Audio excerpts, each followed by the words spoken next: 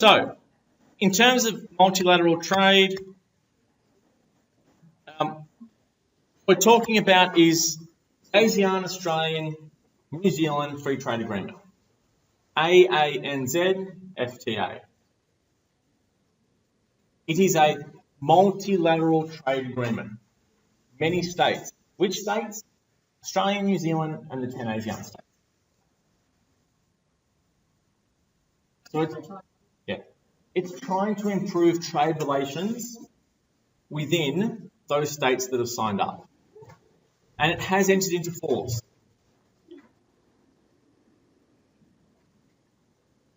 So Indonesia had to create this agreement and then have it come into effect. So it exists now. We now exist, our trade relations exist within these trade rules, this trade agreement. What does it aim to do? Well, it aims to reduce tariffs on two-way trade. So that's simple. It aims to be a free trade agreement, reducing tariffs, reducing obstacles to trade. We don't need to get more complicated than that. There are a couple of quotes here which give an idea of the sentiment of why we want to do this. Indonesia will benefit from your investments and collaboration. This is the Indonesian president talking to the other heads of state. On the other hand, your investment and returns will also grow. So it's about trade. He's saying Australian mining companies invest in Indonesia. We will benefit from your investment, the money you spend in terms of jobs, infrastructure, money that's spent that is paid in tax, but your investment and return will also grow. So the mining companies are investing because they're going to get a profit. They're going to get those resources, sell them on the world market, make a profit, return that profit to shareholders. So the response is actually quite simple. It's just the AANZ FTA, a multilateral trade agreement. And let's listen to somebody speaking about it.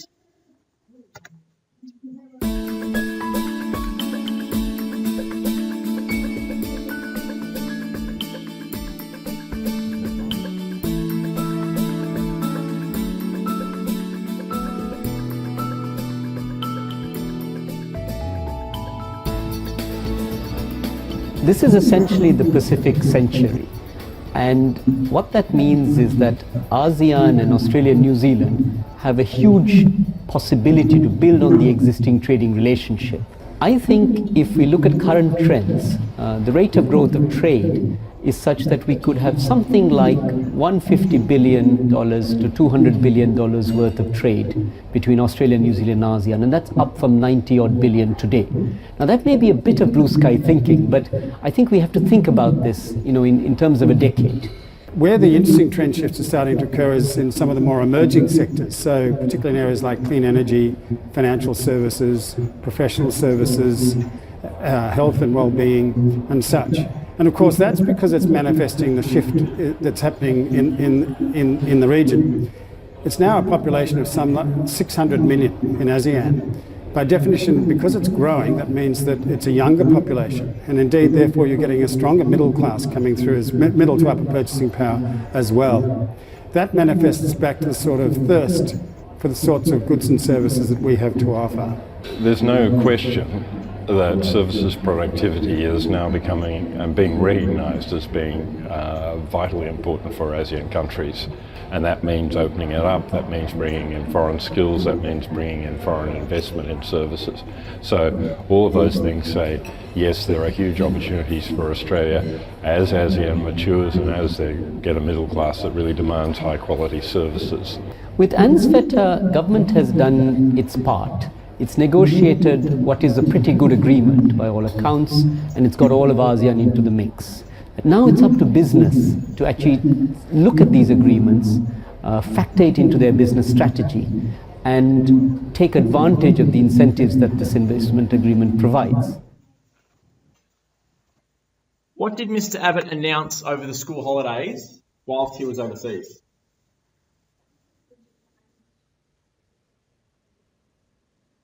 Yes, and he announced one other agreement. We have two massive announcements.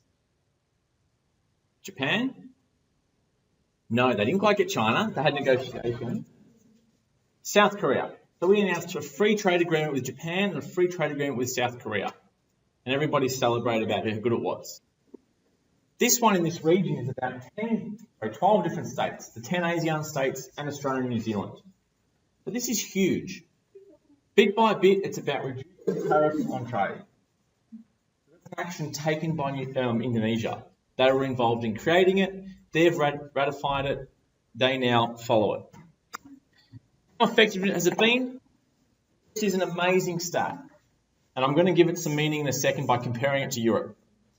6% growth in Indonesia over the last 8 years. So you're probably thinking, well, how does 6 compare? Is 6 good? Is 6 bad? This is Europe over the past 13 years. So first it was about 2%, 4%, then it got to 0, it came out about 2 or 3, then it went to recession. As well as negative 10%. The entire economy is declining. Now stabilised to the point where it's about 1% growth. So if we went forward to 2014, Europe has about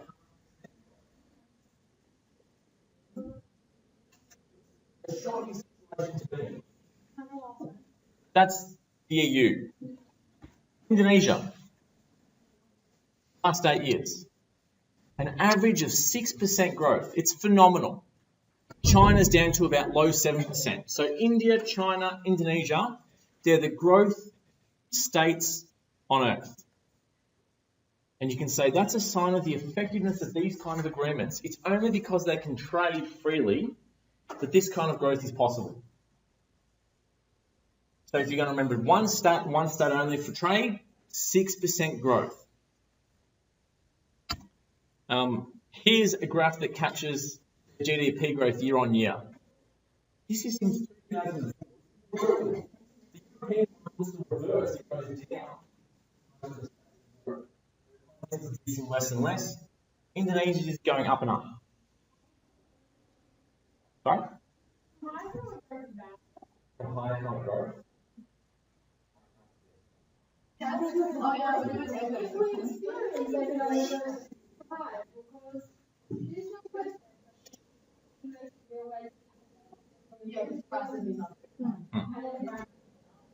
But it's a matter of weighing up what they're going to get from that increased growth with how high the inflation is going to go.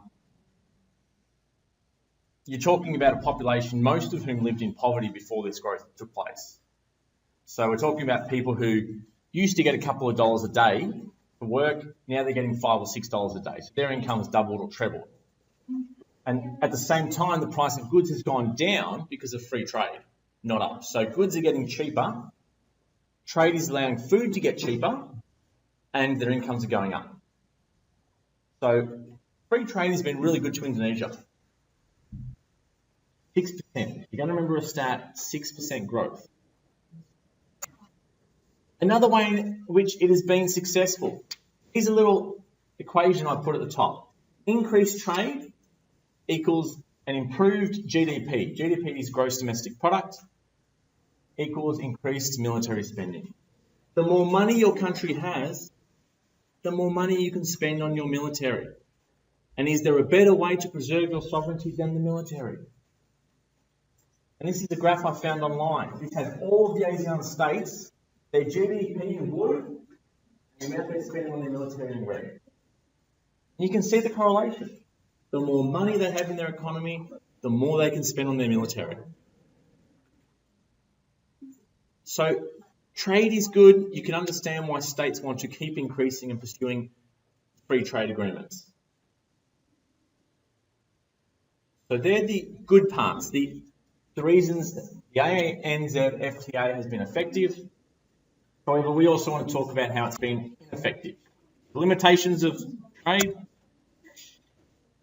On a per-person basis, Indonesia still lags behind its neighbours. 40% of Indonesians still live on less than $2. So despite this amazing growth they've experienced, there is still a large number of people who are poor. Absolute abject poverty. And if we look at their income compared to Australia, you can see they've still got a long way to go. They are the growth economy in our region, but they're now up to $4,700 per person Australians are at $42,000 per person. These are 2013 stats from the World Bank. So you can talk about all the great benefits of multilateral trade. However, it still has a long way to go to drag all Indonesians out of poverty. And compared to other states in the region like Singapore, Australia, Japan, South Korea, New Zealand, Indonesia's still got a long way to go. Your average Indonesian is still a fairly poor person. And this graph captures that.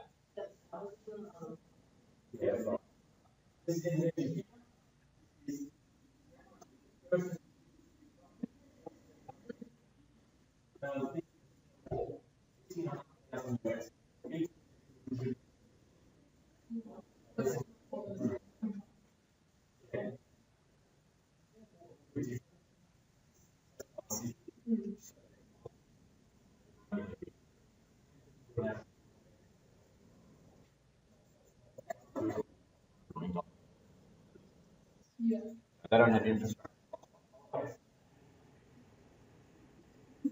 So they're an anomaly. But look at the difference between the really wealthy per person. So there are some limitations to trade. They've got a long way to go to drag everyone out of poverty in Indonesia. And there's one more thing. There are still some obstacles. Most free trade agreements aren't actually 100% free trade agreements. They all still protect some industries. So we just signed an agreement with Japan on free trade, but the Japanese aren't going to do free trade on cattle. They're going to protect their cattle industry. They're not going to do free trade on cheese. Yeah. They've got land. But it costs them a lot of money to produce cattle. So if they did free trade, their cattle would go in, industry would go out of business because they'd be buying our cattle cheaper. Same thing for cheese. And the same is true AANZ FTA. There are still some areas, some industries that are protected. It has to protect the industries that it doesn't want to lose. For a long time, it was sugar and cars. And then we've lost our car industry, so that doesn't matter. And we've stopped subsidies to sugar. But we do less protecting than other countries do. Alana? Yep. If we did free trade agreements with Brazil or African nations, we'd be in trouble because those nations produce things a lot cheaper than we do. So that's when we would start protecting some industries. But we tend to sign free trade agreements with countries where the costs are higher than us. So we've seen some ways in which multilateral trade has been successful, some ways in which it's limited. And the questions, or the 4 questions I have for you, are organised the same way you'd organise your 8 marker.